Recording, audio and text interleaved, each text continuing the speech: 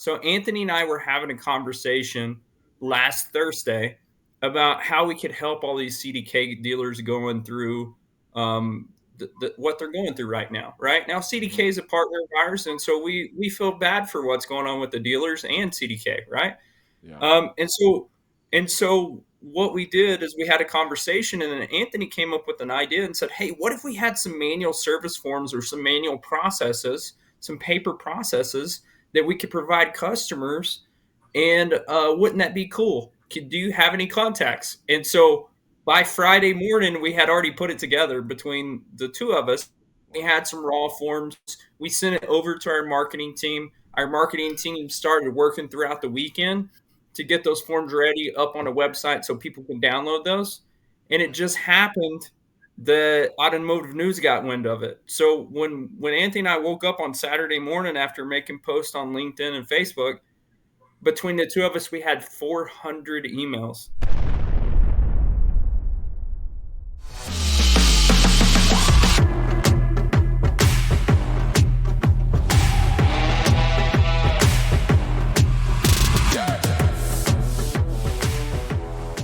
Hello, everyone. Thank you in advance for sharing your time. So this episode is really for the automotive industry, Cage community, LinkedIn, social media, for everybody to talk about business and where it is. And so I had a unique conversation recently with a good friend, brother, good business partner as well, Brad, and he was talking to me a little bit about the company that he's with, and I was like, man, I don't talk near enough about fixed ops and really even it's not that I don't understand it because in retail we do it all, but it's about like giving more attention and light into it to where we are now in the industry. So without further ado, I'm gonna let both these gentlemen introduce themselves and then we're gonna have a great conversation. So thank you all again. So without further ado, I'll go ahead and start. So whoever wants to go first, I'll Brad, since I mentioned you, I'll let you go ahead and start off. Tell us who you are, a little bit about yourself, and then the company that you're with, why you chose to work with them. Really, just your whole biography. Have fun. I appreciate it, Duran. Man, I'm so thankful for your friendship, and I'm super excited to get to come on here and talk to you. I'm Brad Paschal. I'm a market president for Dynatron Software, and started my career on the sales and marketing side in the dealership. Actually, met my wife in the dealership. She's a really good consultant. She was a BDC manager for 10 years. So Courtney Pascal, she's fantastic, much more impressive than me. You probably need her on here because she's, like I said, much more impressive than I am. But I was in marketing for a long time, and I got tired of answering the question, um, how do we prove it ROI, right? Is this working? And that question comes up over and over and over again on the marketing and the sales side. And it's getting tougher and tougher to answer because of all the touch points. So I ran across the Dynatron company, and just so happens, after I ran across it, my buddy Anthony Fletcher over here, right, went to work for Dynatron. I was talking to him at another company about using a product, and so Anthony's the executive market president over Texas and a bunch of other states. And so I'm lucky that when I came over to Dynatron, Anthony's team, and we've been like a dynamic duo ever since. So I'd love to introduce Anthony. He's a fantastic guy. I'll let him give his background. Yeah, Yeah. Anthony Fletcher here. I'm down in Houston. Yeah, I ran into Brad at a Mopar conference in 2021 in good old Disney World in Orlando, trying to pitch me on his other products. So that was kind of fun. But executive market president with Dynatron Software. A little bit of background. I sold cars, Frisco Dodge, shout out. Tyler Let's in there. What's up, brother? Was at Huffines, went to the Huffines group for a little while, worked over for those guys, was a service advisor there, and then joined the Southwest Business Center in Chrysler or FCA or Stellantis or whatever they want to call themselves, right, Duran? That's Right. it. So we like crossed paths 10 years, maybe 8 years difference or something. I don't remember exactly the timeline, but we both worked at Southwest Business Center. So we were both factory reps for a little while on the variable side. I did that for 6, 7 years all over Texas. So my network was largely in Texas at first. CDJR, Mopar, No Car for life. But I then, when COVID hit, decided to flip back to the retail side and met one of the dealers that I was covering, and came back to a store called Gulfgate Dodge in Houston, and was their service director. And that's how I got connected with Dynatron. I was actually a client of Dynatron's. And so I could speak right to the successes that I had. And after about a year and a half at the store, I realized that maybe this is a company that I wouldn't mind working for. They started recruiting me and asking me to come be their Texas guy. So this was in 2022. Made the leap over to Dynatron and back to the vendor world. And I've been here ever since, and it's been an absolute blessing to be able to work with dealers, not just Mopar guys, right? But I love working with every franchise across the country. Like, I was just talking to a Ferrari guy this morning. Pretty cool. Now, hopefully he gets me a test drive, right? But we'll see what happens. I got to go to St. Louis for that one, right? So we'll see. But I love doing what I do. Obviously, Brad and I have worked really well together. We've known each other for a little while. I just happened to connect, and now we're colleagues. So it's kind of cool. The dynamic duo at Dynatron. Brad said earlier, he was like, it's like a dynamic duo. I was like, dude, that actually has a good name. The Don't go create no cartoons now, okay? I'm just saying everybody knows who Batman is. That's right, dude. That's what I was watching. I watched that last night. I was watching the one with Baines. That's crazy. But yeah. And now I did say before the show, I told you guys, so we'll get into asking about Dynatron first. But I'm gonna do that pivot that we talked about. Like, talk to me a little bit about what's really happening in the industry and the recent post, with the automotive news, Brad. But give some light to that, because I think that's really important that we touch on, like, what's happening currently towards the end of June in 2024 for those that are watching this in the future. But yeah, open that up for us a little bit. Yeah. So Anthony has such a vast fixed ops knowledge, right? And people think of me as a fixed ops guy, but I've really only been in fixed ops for 3 years, right? I'm more of a sales and marketing guy. I just apply the sales and marketing to the fixed ops side of the business. So Anthony and I were having a conversation last Thursday about how we could help all these CDK dealers going through what they're going through right now. Right now, CDK is a partner of ours, and so we feel bad for what's going on with the dealers and CDK, right? Yeah. And so what we did is we had a conversation, and then Anthony came up with an idea and said, hey, what if we had some manual service forms or some manual processes, some paper processes that we could provide customers? And wouldn't that be cool? Do you have any contacts? And so by Friday morning, we had already put it together between the two of us. We had some raw forms. We sent it over to our marketing team. Our marketing team started working throughout the weekend to get those forms ready up on a website so people can download those.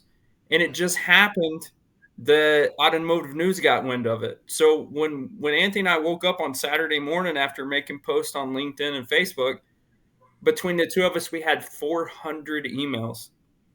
And the post had, like, between all of the posts together, over almost 100,000 impressions between all of the posts that we had made. And so we worked all weekend, and we sent out emails and we sent out the forms. And then come Monday, the marketing team had a website. We were able to send that out to everybody on the Fixed Ops magazine list, and then Automotive News picked it up, and we provided those links to Dealership Car Guy and a lot of the media outlets just to help people out. Now, we might get some business off of it. Because we look like we're problem solvers and we really care about the industry, and we do. Yeah. We didn't do it to go out there and sell a bunch of people. We did it to help people that were in a hard time and frustrated and didn't know where to go. And we've actually acquired from our good friend John Acosta over at VTech. He sent us a process on how to set stuff up after the CDK comes back up, right? Right? Yeah, it feels like COVID, right? So after CDK comes back up, we have a process that Anthony and I has been emailing out to all of our customers that shows them how to go through the process so that their repair orders are still in the same order. That way it doesn't mess up the process when they go for a warranty rate increase, because if the sequence is out of order, it can mess up your warranty rate increase. So that's what Anthony came up with the idea. I just helped on the implementation side. So Yeah, we'll Wow. call him the executioner. Yeah, man. Like yeah. that's so powerful because the last few weeks, since they had that issue and went through that disruption, it has been a massive distraction across the country, and I'm sure really across the world. So for you to do something like that, I mean, it says a lot because that's not just solving problems. That's also helping them weather a storm that I think they're probably still trying to figure out at this current moment as we're recording this video. So that is Mm. huge, and commend you. And it says a lot about who you guys are, anyways. I mean, think about what you just said. Let me break this down. If anybody heard something that Brad said about these two gentlemen, they gave up a weekend to get this stuff done so that they could get it over. Anytime I mention something about a weekend, like, hey, maybe you study this on the weekend to help you get better at sales or do, it's like I get scolded. It's like, but so I think it's cool that it wasn't like y'all just did it on your, during business hours, normal. Like, no, you guys put in some extra blood, sweat, and tears because you probably have a job to do as well with Dynatron. You got numbers to hit, you got objectives, you have a families, you guys have, there's all kinds of stuff. And so that's really cool that you guys gave up some of your time when you probably could have been doing something else, like you could have been actually watching Batman. Just joking. I just had to throw it there because I'm talking Yeah, about it. Duran, you're right on. So if you think about this, um, that took out about a third of our prospects, the CDK side of stuff, right? So Yeah. so we're both sales guys. We're trying to finish the month, and then you take out a third of our prospects, right? So it was like, okay, do we focus real hitting on the other part, or do we stop, take time, do something that's good for the whole automotive community, right? Yeah. And so that's what we did, because we know that down the road, it's going to come back to us, right? Because people are, like I said, we're going to have some street cred. People are going to Yeah. love that we did that. And, that's not what it's all about. What it's all about is moving the industry forward, coming together, providing solutions, looking at things a different way. And that's what we love about Dynatron, is that we look at things a different way. And there's no reason at all that sales should get all of the cool stuff, right? Yeah. We're trying to come in here and be advocates for the service department and give them some cool tools that the sales department has had for forever, like Viato. No, that's so good. So let's get into Dynatron a little bit. So a question that I have, and this will kind of be educational at the same time. So help, you're speaking to me as if I'm a student, I'm a dealer talking or listening here. But I love talking to businesses like yours because it was established obviously to solve a problem. Like I've heard multiple times on this conversation, solving problems, solving problems. So talk to us a little bit, and both of you can chime in. What's the problem that Dynatron saw? Like they saw some kind of problem, and then now talk to us, walk us through what those solutions look like and how and what the results have been from that. So it's like three-part question: the problem that Dynatron's seen, the solution that they're providing, and then break down what the results that we're seeing in the current marketplace. Yeah, I think if we have Anthony answer this, because he Okay. was a client. So it's not Okay. telling a narrative. It's not me coming in here and talking about what Dynatron does. It's Anthony sharing a story, right? Oh, that's So great. Anthony, share your story about what it did for you in the store and what you saw, because you got it firsthand. Yeah, so I'll give you a high level overview of what they do, and then I'll talk about kind of what some of the results that I was able to accomplish in my own store. So Dynatron's, we've been doing this for 30 years. So Dynatron is a fixed ops profitability company.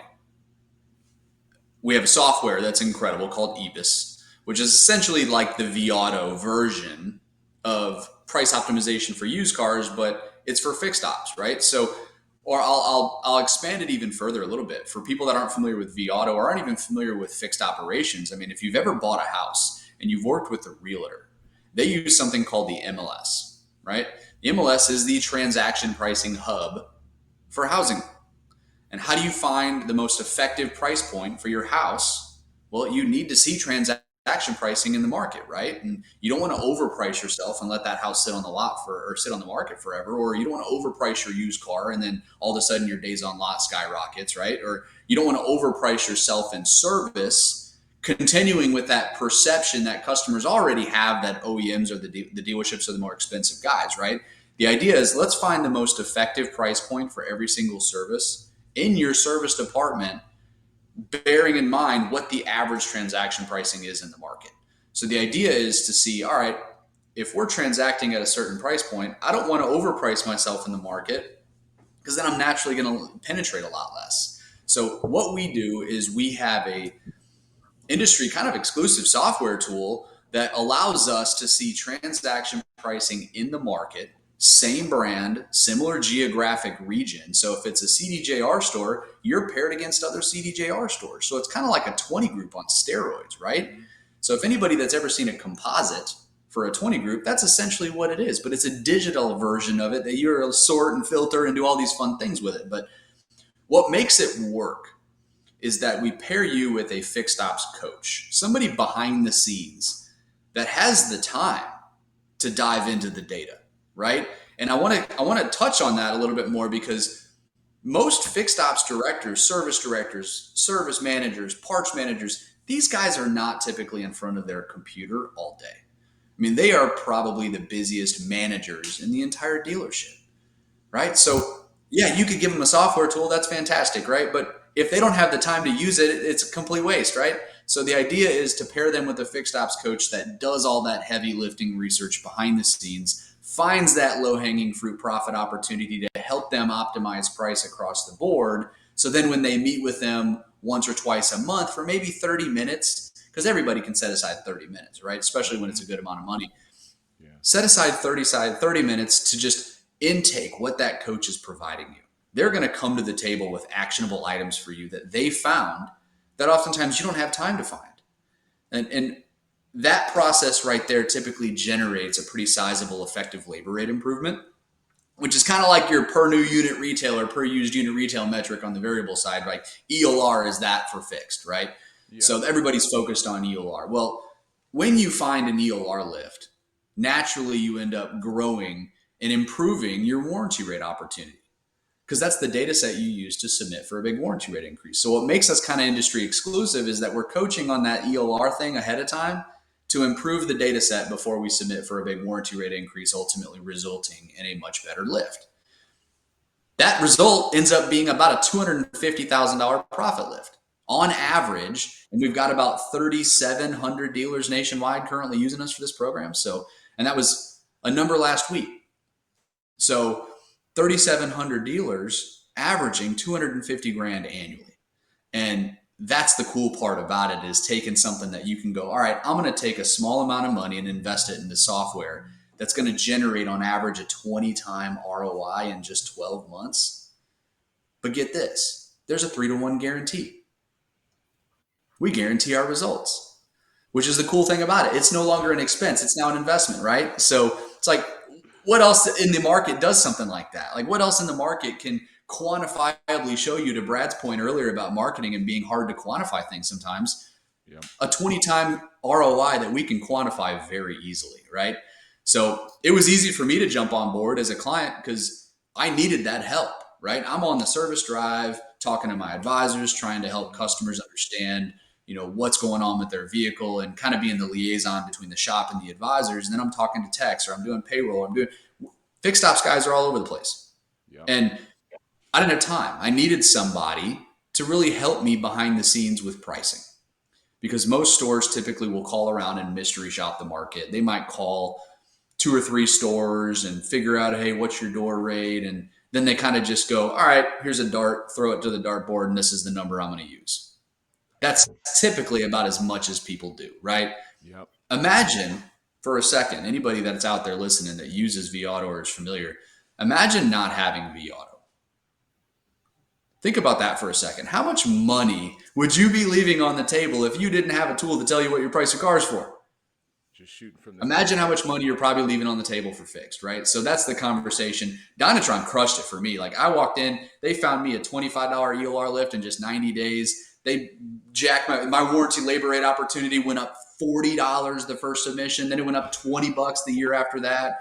Like helped me put a parts matrix in for my parts manager that was super like hesitant about putting a parts matrix in, right? And I'm like, bro, everybody's doing it. Like it's pretty standard, right? Finally got him on board, and 45 days later, his parts markup went from 59% to 77%. And he's like, okay, fine. I'll listen to you, right? The results it's in the pudding, guys. I mean, it works. And so it was easy for me to come around and start talking about it, right? Because it was a $500,000 game changer for my store.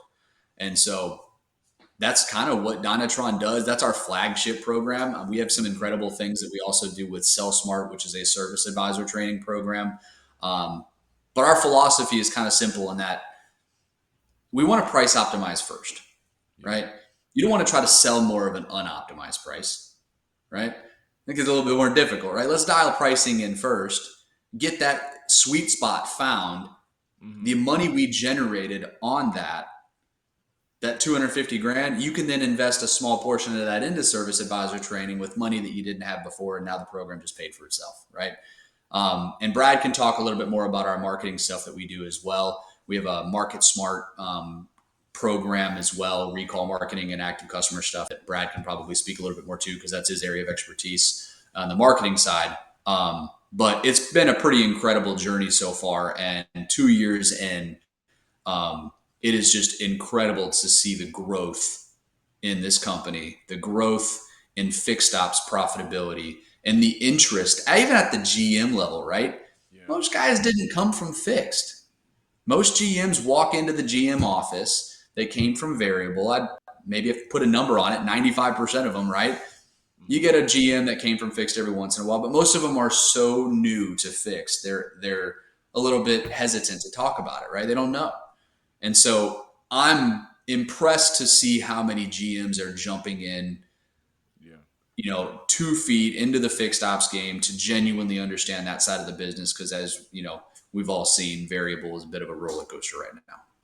Yeah. I think. Well, go ahead, Drew. Before you go, Brad, what I was going to say, what I love about this is, again, I knew it. I said I came here to learn. And it really clicks hearing you break it down this way, because I'm like, all I'm thinking about is like, man, when I was in the dealership world, how are we pricing this? Now I want to go back. I'm like, what was our logic in? And I think about just core business in general. What a disadvantage it must be to not have that kind of information. You know what I mean? Like you're leaving so much on the table possibly, or on the other side. Like what if somebody listening to this is struggling in the service department because the pricing strategy that they have is way out of whack in a different direction than what you just shared. So that's really good. I love the guarantee part too. But go ahead, Brad. I just want to add that. Yeah, Duran. I mean, do you think Nike doesn't have every single piece of data about a shoe before they drop pricing? Do you think Amazon doesn't know exactly where to price every single thing that's on there to maximize profit without hurting sales, right? And so you think about there's about 36 to 4,800 price points in a service department on average.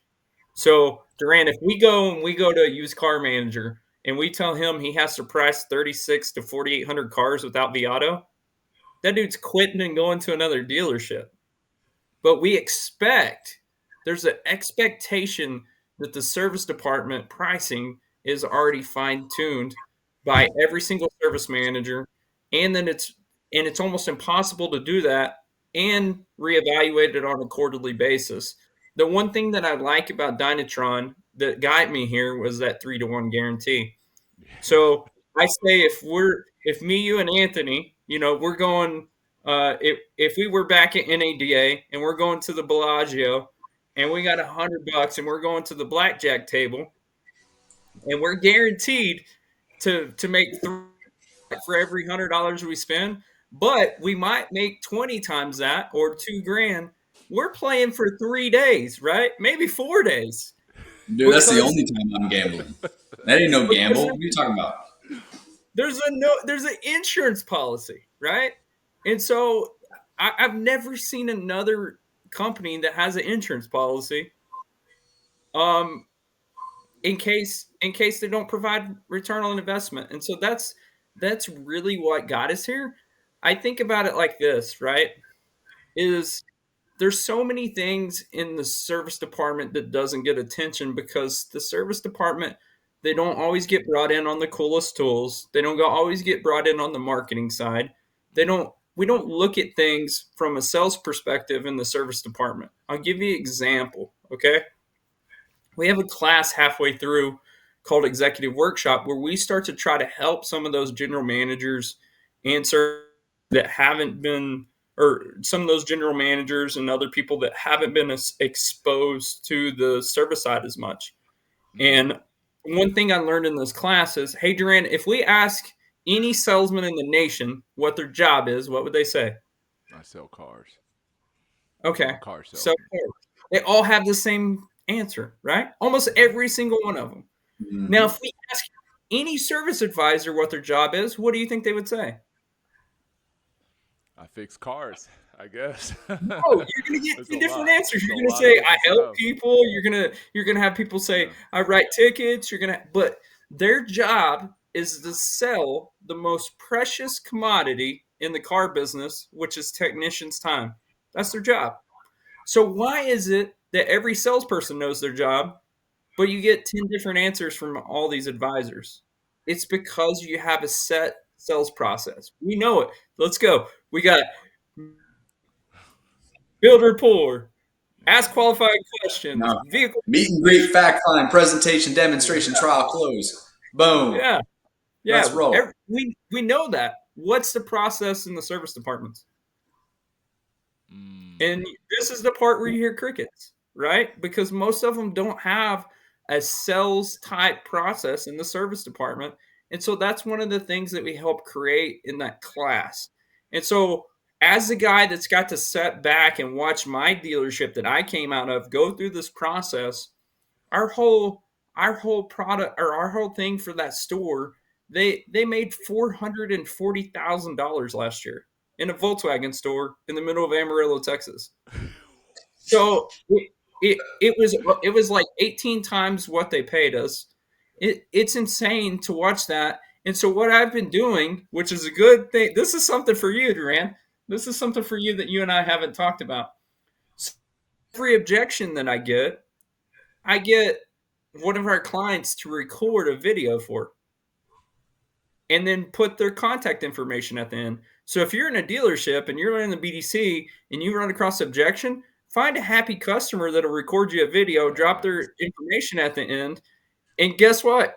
That third party verification, knowing that it's a real person that they can reach out to, that objection's gone Yep. because they know someone that's already experienced that, right?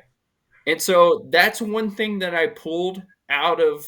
That's one thing that I have pulled out of talking with Duran. I actually came up with that after we talked the other day, and actually shared it with Anthony. And Anthony, I've been using it for like 2 weeks now. So the thing I love about Duran, guys, is that every time I talk to him, and I'm sure it's the same for you guys that use him, I come up with new ideas. Right? His personality and his spawns creativity, right? And those are the great people to have in your life. So that's the great people. We don't talk.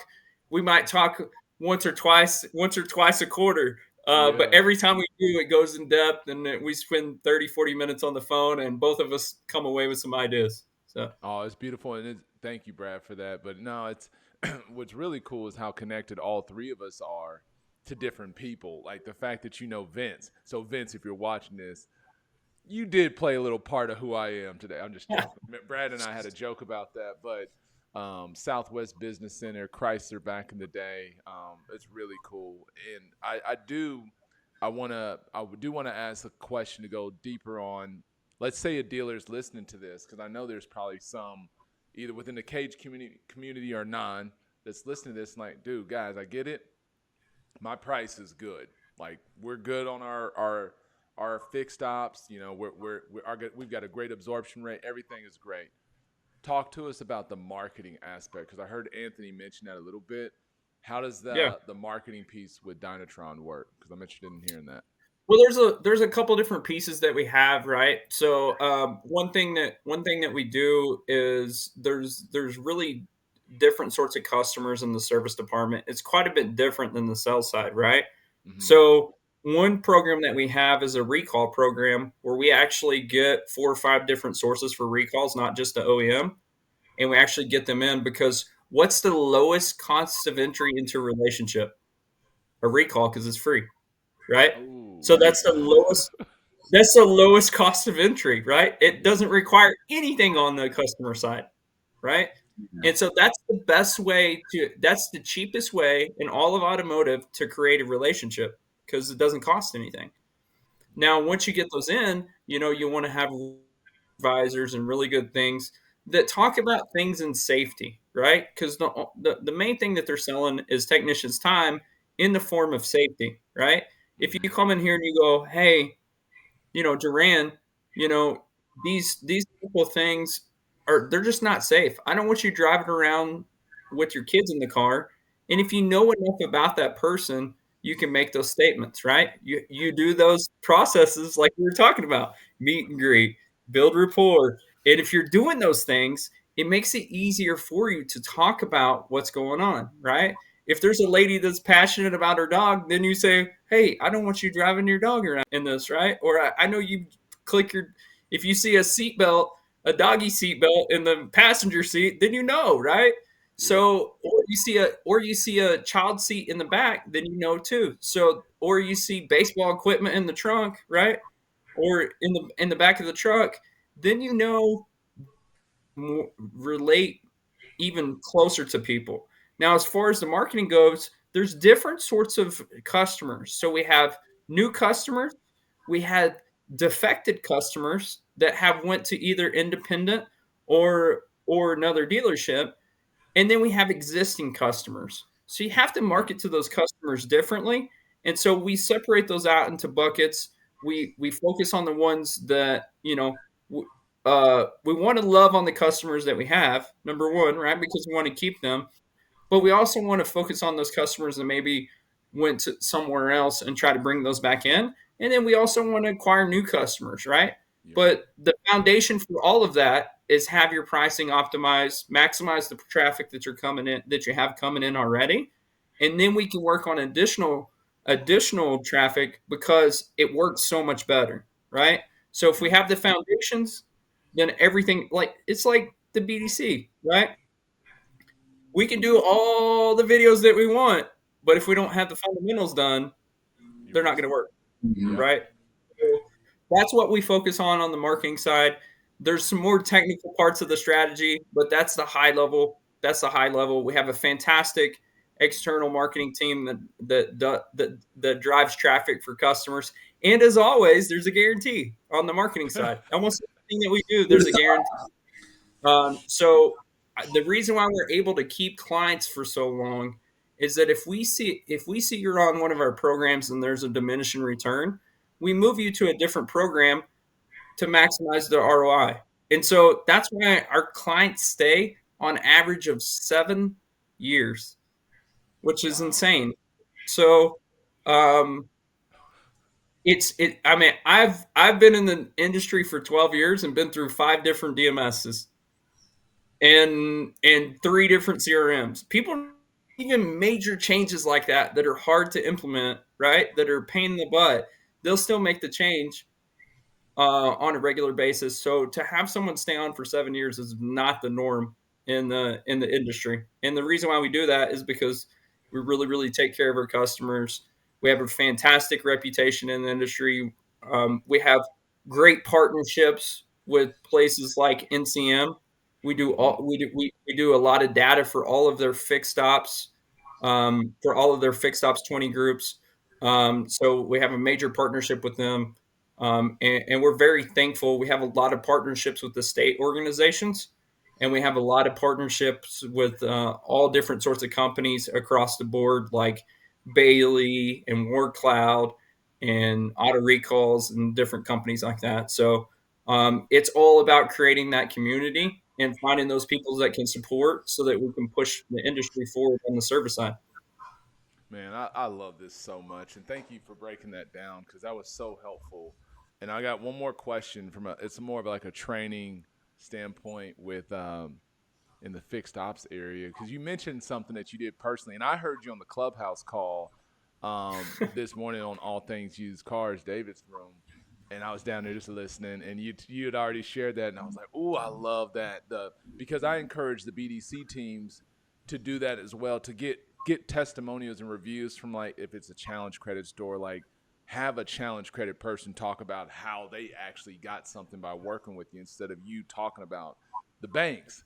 So I love that. So it made me also want to ask one more question, since you both know I'm all about video, CRM, all this stuff, but any nuggets or training tips that you have using video in the service department that you've seen has been really effective, either from an experience standpoint, it's helping the experience, or raising sales, like it helped increase sales for a dealership? And Anthony, you might be able to talk to it as well, being that you were in that spot in the ground level doing it, if you use that as well. So I always challenged my advisors to understand how to explain things to customers and understand what the technician was going to do with their car. Because I feel like a lot of times it's hard to be the mediator if you're an advisor and you don't fully understand the technical side of a car, but obviously the technician does, and they're in the shop not talking to the customer. So you're the middleman, right? So I always challenge advisors, if you don't know, find out, look it up, watch a YouTube video. You can watch YouTube videos all freaking day to explain and then be able to regurgitate things right back to the customer. Like, I had advisors that I brought on that didn't know anything what an EGR valve on a diesel was. Okay, well, what does that do and why is it important to have it cleaned? Yeah. You know how many YouTube videos there are explaining that? Hundreds. I mean, they break it down very simplistically so then you can regurgitate and talk educatingly to your customer. And I don't see enough advisors doing that. And I would challenge anybody in the service department listening, have your advisors just watch videos every once in a while. If you don't know what you don't know, right? Educate yourself. Take the step to educate yourself and watch a video to help you understand how to explain something to a customer effectively. Because the more you do that, the more you get that customer to trust that you're telling them the truth. You're building that rapport and that relationship with the customer. And you may not know every single technical aspect of a vehicle. We don't expect you to as a service advisor. Yeah. But we do expect you to understand, if you don't know something, figure it out and educate yourself and take the initiative, right? And so from that standpoint, I used YouTube, as wild as it was, to say, hey guys, if you don't know how to do this, look it up. Get an answer before you call the customer. And I know nowadays there's a ton of awesome video MPI tools on the market, right? Yep. And I personally didn't. There's a little bit of a time gap between what's cool now and what you could get in 2024 versus what I was using back in 2020, 2021. So there are some incredible video MPI tools out there that really also allow dealers to say, hey, Mr. Technician, can you just record a video of what you see on the car? Yeah. Sends it right to the customer, right? Oh, the advisor then sees the same thing. So now the customer is getting a video directly from the technician, right? Not from the sales guy, the service advisor, right? They can see what's wrong with their car, and then they can more likely approve the work so they're not driving something that's unsafe. Yep. Yeah, I got a little something out of that. I was fortunate to come from a dealership, and I left the dealership in 2017, and we go back then in the service department. So there was a company called Quick Video back in those days, based out of New Jersey. Okay. And what we came up with the process to where when we sold a car, we would walk them over to the service department and say, "Hey, this is so and so, your advisor." And then when they came in for their first appointment, the technician would say, "Hey, this is your Volkswagen technician, so and so and so and so." And so it personalized the experience. So now we have people that come in and just request that technician, right? And so I like to say that the biggest problem that one of the biggest there's two big problems that we face in the car industry right now on the service side.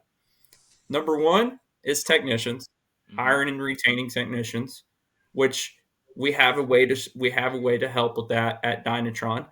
And then the second one is transparency. And Duran, you've heard me say it 900 times probably. Nobody gets pissed off at Krispy Kreme because they can watch the little donut go down the That's little right. thing, and you're about to get a hot donut even if it's like 30, 45 minutes, right? Remember back in the heyday when Krispy Mm. Kreme was hot and there was lines and stuff like that? Nobody Oh was yeah. getting mad because they could watch the whole process. Now, let's think about Midas or Jiffy Lube or stuff. You can watch them work on your car the whole time. Whole time. There's places like Speedy, and there's other places where they're putting cameras in the bays so you can watch your car. So anything that you can do to provide transparency is a good thing. There's companies like TrueSpot and Bailey and stuff like that out there that have like Domino's pizza trackers for your car, Yep. right? So that's the best process. So the more that you can customize the process and provide transparency, the better off that we're going to be, and the back these people from the independents and places like that. As far as technician recruiting and retaining technician goes, we have a simple process. We can see what everybody's paying their tech on pretty much every single job, on alignments, Wow. on brakes, and stuff like that. And so if we're helping you to able to adjust that, and we're able to pay your techs top dollar on every single job, guess what? Makes it a lot easier to recruit and retain, because what do technicians do? They talk about tech pay and saying, "Hey, I'm getting 1.7 on this alignment. I'm getting," and that's how they talk. And they tell their friends. That's the best way to recruit and retain technicians, is because technicians talk to other technicians, other places, and that's what we've been super successful with, helping some of the biggest dealer groups in the nation on the technician front, and that's how we attack it. Um, if you guys are interested, I'll give you a little teaser. So Duran's going to give you mine and Anthony's contact information. I actually came up with a on how to run some ads to get some technicians, and it's pretty innovative. If you have a good marketing team, they can implement it pretty easy. One thing that I want to say, if you're running ads, any sort of ads right now, dude, technicians hate filling stuff out. Stop running ads to applications and stuff like that. Start pushing them to a phone call or a message or anything like that. If you want that strategy, free to anybody that listens to Duran. All you got to do is shoot your stuff over, and I'll get that over to you. Yeah.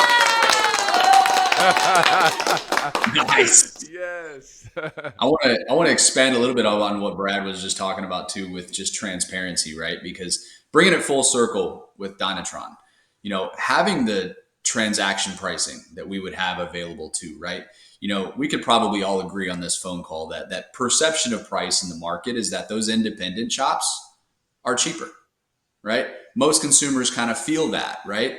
And so Brad talked about how do we retain technicians, or how do we recruit customers to come back to us from the independent shops that we naturally lose retention to, right?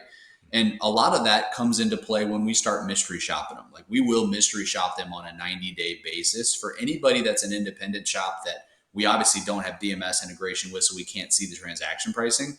So you have full reign on who we mystery shop. We'll do up to 11 different stores every 90 days, and we'll talk and we'll look at those results, right? Because how do you change that perception of price? Like, fixed ops directors on the phone, or if you're listening to this, guys, I mean, we've all probably think of a time when the perception was the independent shop was the cheaper one, and they actually weren't.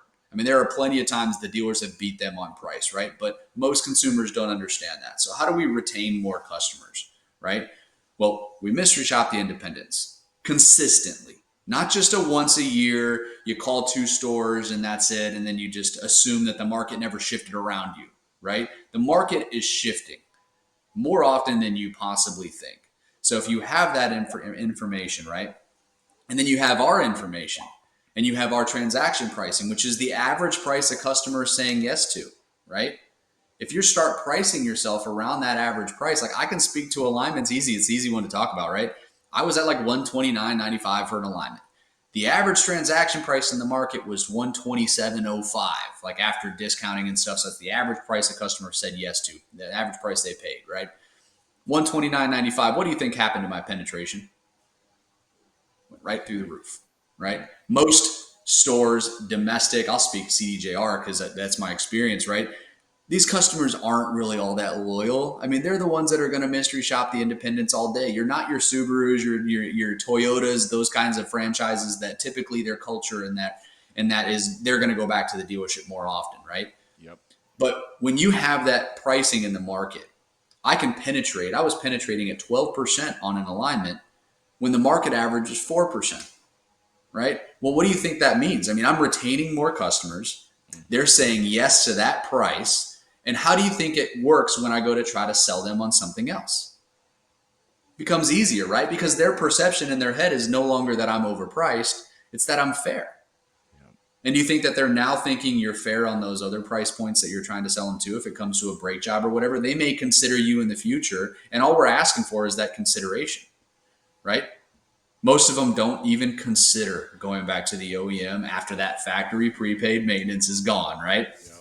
It disappears. They go to the independents unless it's what? Barrier of entry is free, like Brad said earlier, and it's warranty, right? We got to start earning customers' business back and boosting our retention. And a huge element of that comes into how you're pricing your services. And so I'll say that. And then I wanted to also shout out to our leadership team, man. You know, the foresight and the thought that went into building what we've built at Dynatron, right?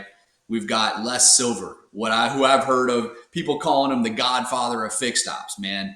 I mean, then you've got his son Lee, who's our CEO. We've got Kevin Smith, our COO. I've got to give these guys shout outs because these guys had the foresight and the thought and the vision to build something that the market needed, something that nobody else was doing, right? And really be a pioneer in fixed ops profitability, right? And taking it full circle with the warranty filings, right? 10 years ago, Duran, I'd bet you'd walk into a dealership, CDJR store, and their door rate was probably $50 less than their warranty rate, right? The gap was massive. But as software has come out, people have been able to bridge that gap fairly efficiently. So there aren't those $50 gaps anymore, right?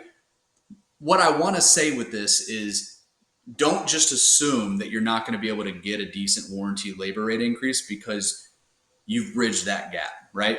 The data set you use is your customer pay data set. And if we can maximize your CP data set, you can still average $23, $24 a year every single time you file. But you have to be willing to put in the work, and you have to have the data and the tools and the coaching that's going to make you that much more effective versus anybody else that may just file and kind of get what you get and don't throw a fit, right?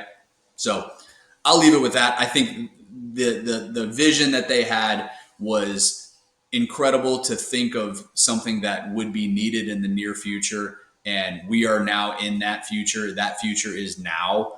And that is what has made Dynatron so successful, and almost a 40% year over year increase in growth within the company for like 5 years in a row. I mean, it's wild. So yeah, I was on the variable side. Peace out, variable. I'm fixed for life, guys. I love it. Well, guys, I thank you, and thank you to all those that have watched, been with us this whole video.